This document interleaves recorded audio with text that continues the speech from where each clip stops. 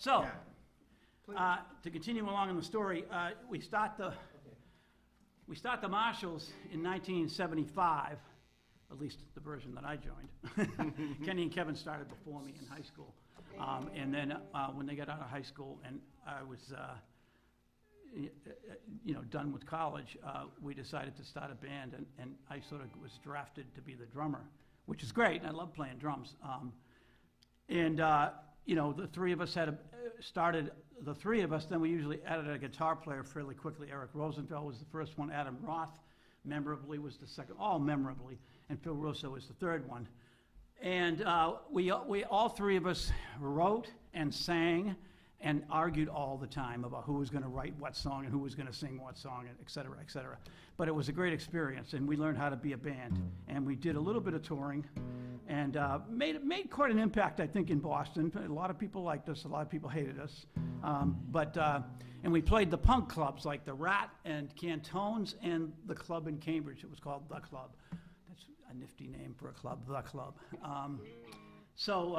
They should have called it Shea Barry, right? But anyway, so we played those clubs, and we weren't really punk, but the good thing about the punk clubs was anybody who was had original music, could play the punk clubs and get over. We had the experience of playing those great clubs, and even playing some great clubs in New York too, like Max's Kansas City and Hurrah, which of course none of you will have any memory of, but maybe Tom does. Maybe somebody in the control room does. But anyway, so the Marshalls had a good run. We never broke up because we're family. Ellie joined in 1979 because I was tired of my mother saying, "Where's Ellie?" Ellie's a great singer, and she's going to join us in a couple of songs here. She also was in the Modern Lovers with Jonathan Richman, and she toured all over the world with Jonathan Richman. So she did quite a lot with him.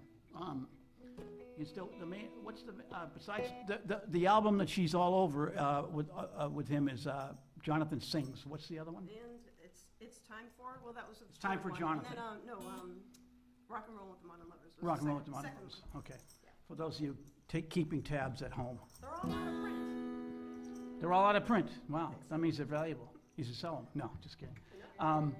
So this is a song that Kevin wrote. And by the way, Kevin was, I'd say, far and away the best songwriter of the Marshalls in that era. I had to struggle to keep up with him, and I feel like by the 80s I got as good as him. Maybe. That's a big maybe. Yeah. 1, 2, 1, 2, 3, 4.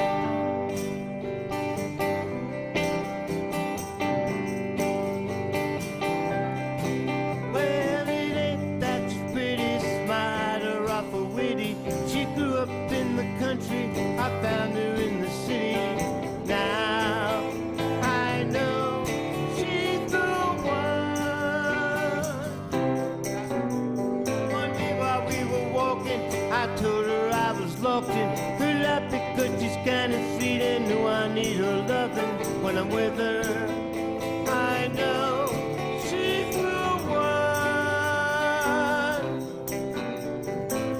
I know a match can be hard to find, but that girl drives me out of my mind. My day's obsessed with the thoughts of her.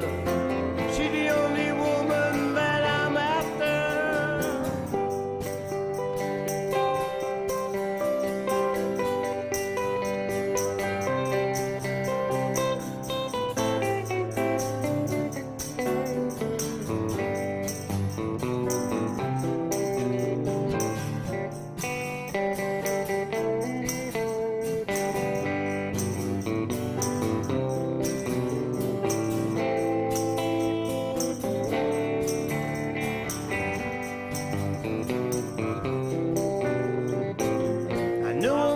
Can be hard to find, but that girl drives me out of my mind. My days obsessed with the thoughts of her.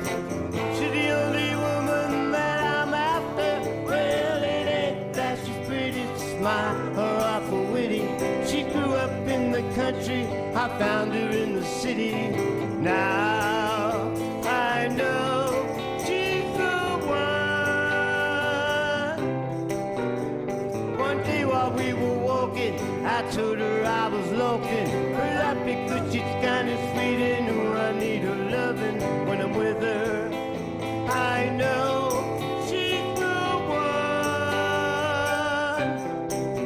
one when I'm with her. I know she's the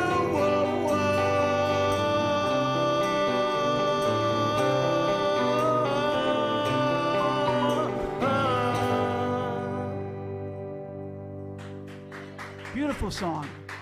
Thank you.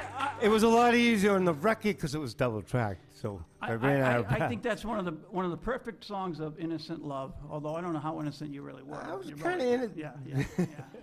Kinda.